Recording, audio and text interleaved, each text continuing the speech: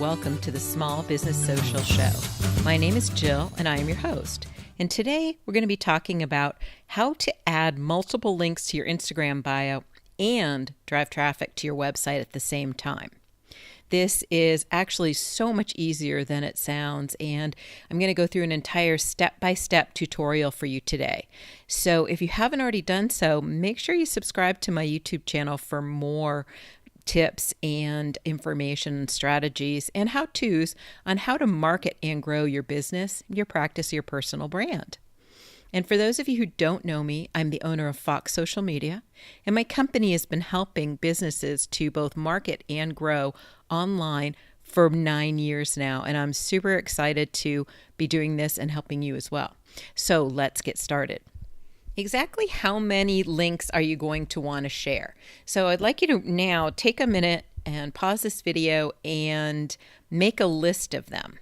I am currently navigating, here we go, to my links page, and I'm going to scroll through this because I want to show you the ones that I have, just to give you some ideas. Obviously, the very first one is going to say most recent Instagram post. That's the most important one, and that's the one you're going to have at the top of your list. Second is going to be your most recent video, most recent podcast, most recent blog post, if you have these things. Another idea is a contact me button. Connect with me on LinkedIn, Facebook, Twitter, Instagram, Pinterest, whatever social media you have. Another one can be subscribe to my YouTube channel or subscribe to my email list. You can use those as well. The next thing that you're going to do is you're going to navigate to a site called Canva. That's canva.com. This is a very basic and simple and free graphic design website that allows you to create images, cover photos, and all kinds of things. This is the site we're going to use to create our images for this particular purpose. So if you haven't already done so, pause this video and go ahead and create a free account on Canva. After you've created your free account, what you're going to do is underneath the wording that says, what would you like to design? You're going to type in email header. And then just as you're typing, it'll pop up. So select it from the drop-down menu. Now, depending on how fancy you want to be, what you're going to do is either select something from over here on the left. You can select a template. Please know that you can change the color of different portions of the template.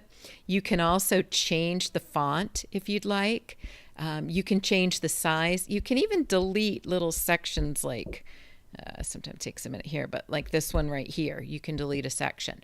So for this purpose, we're going to go ahead and be pretty basic and simple. So I am actually going to delete this whole thing here. And we're going to use simple colors. So this little square up here, the multicolored square, is what you're going to click on. You can choose any of the pre-existing colors here, or you can click the add sign, and then you can type in the RGB or the hex code number down here for a very specific color that you might like. And there's one I did. Now, the next thing you're going to want to do is make sure you have a second color in mind. Don't do anything yet, but you're going to alternate colors. So you want two background colors so that it's very easy to visually scroll through your list and choose the item you want from the list. Next, you're going to click over here on text, click on the add a heading, and then I'm going to highlight this.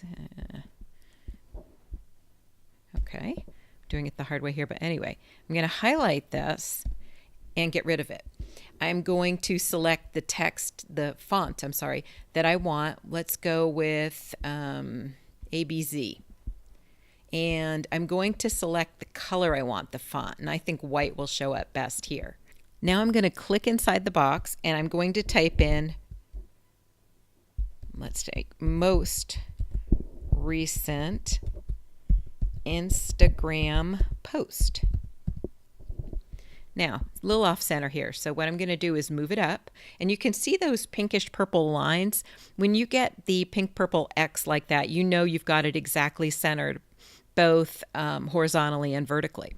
Now, the other thing I can do here is, well, this one doesn't have a bold option, but I can make the text bigger. I have more size to go here. I've got more space. So I'm going to stretch this box out a little bit. Oops. And I'm going to drag my text up there.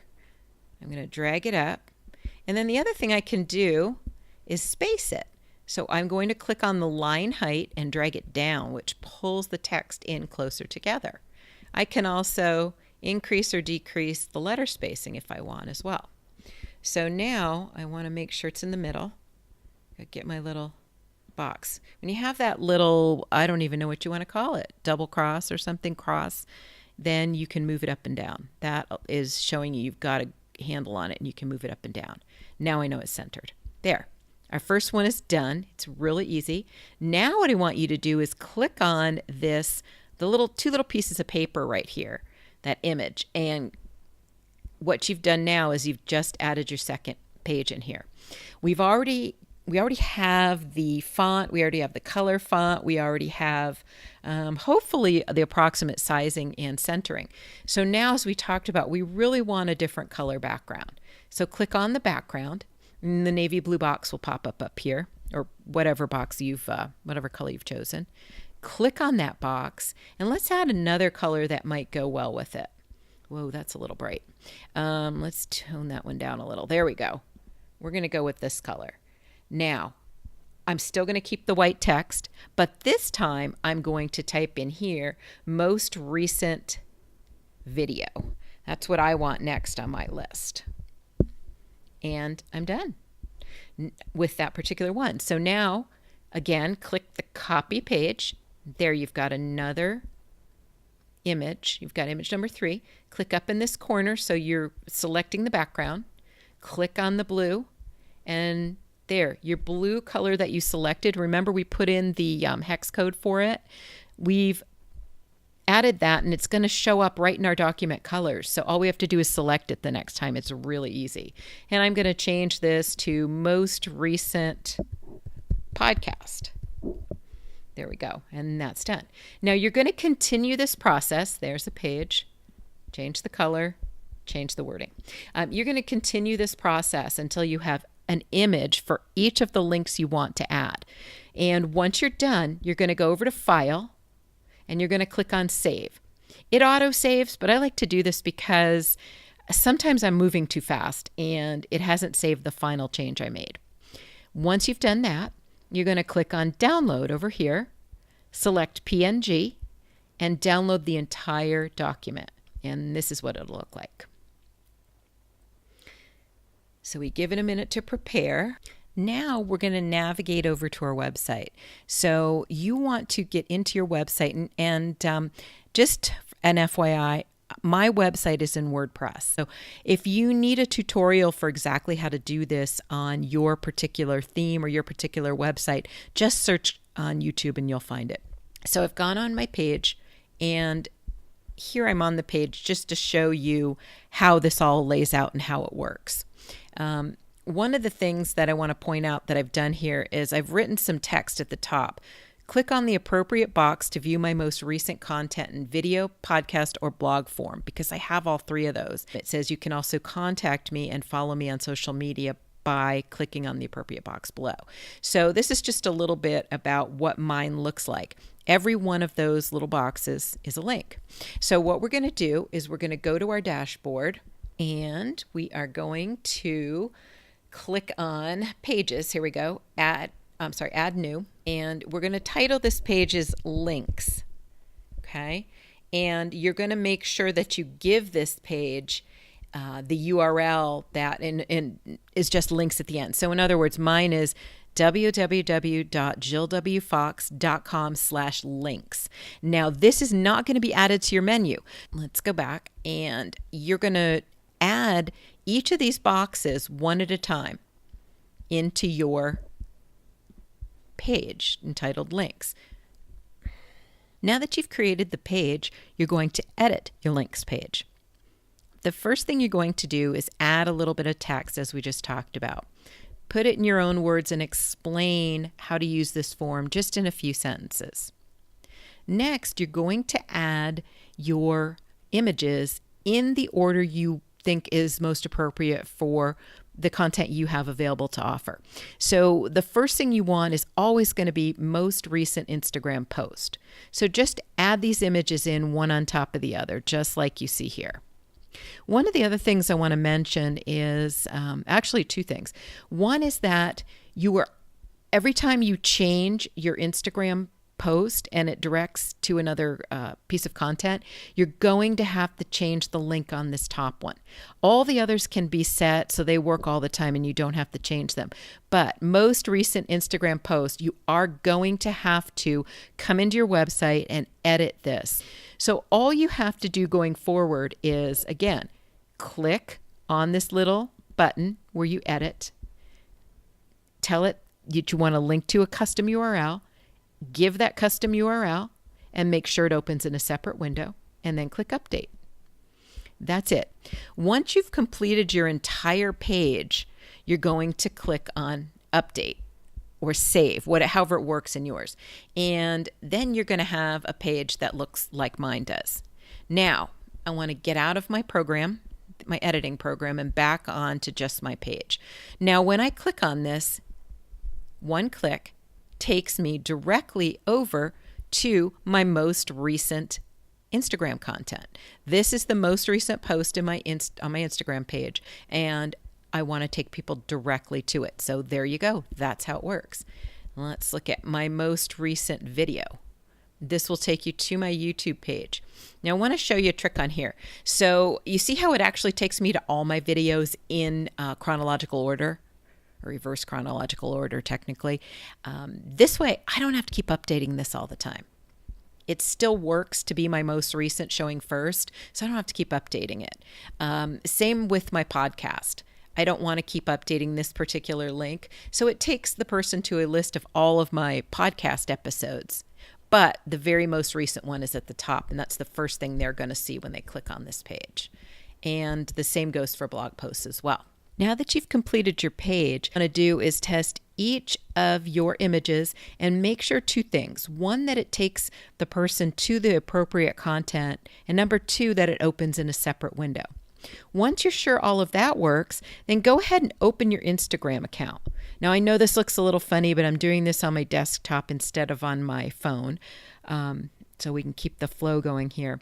But what you're going to do now is you're going to edit your profile. And down here, where it says website right here, this is where you're going to put the link for that page. Okay, so it is, in my case, www.jillwfox.com/links. And then I'm going to save it. It's already saved on mine, so it's not clicking, but you get the idea. Now, I go back to my profile, and there it is. So, somebody looks at this particular post, okay? And what I do on these Instagram posts is I actually put a bit.ly link, because you're changing your content so fast. What if someone scrolls back and sees it and wants to know where it is, and all it says is link in bio and it's long gone? So I have started to put the short bit.ly link and then saying underneath, or link in bio, to make sure that somebody could find that if they really wanted to find it. Now, here's a link in my bio. I'll click on it, and there we go. It takes you over to the links page. Okay.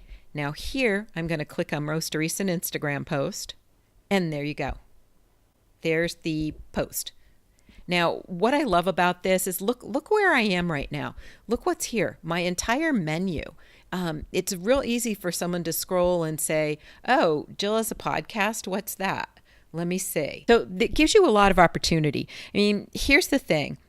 You all probably have heard of sites like Linktree that allow you to essentially do what I just did, but on their own website. Well, recently Linktree went down, rendering everybody's only one individual Instagram link completely null and void. It was useless. And number two, why send traffic to someone else's website? Why not send it to your own? Design this layout the way you want it to look and make it fit your branding. So I think it is really important to use this method. It doesn't take long. It's simple. And again, instead of changing the link in your Instagram bio, you're just changing it right here on that particular post. That's the only one you have to change. So I hope this is really helpful. And if you have any questions at all, just feel free to leave them below in the comments. And thank you so much for listening today. I'm looking forward to catching up with you again next week.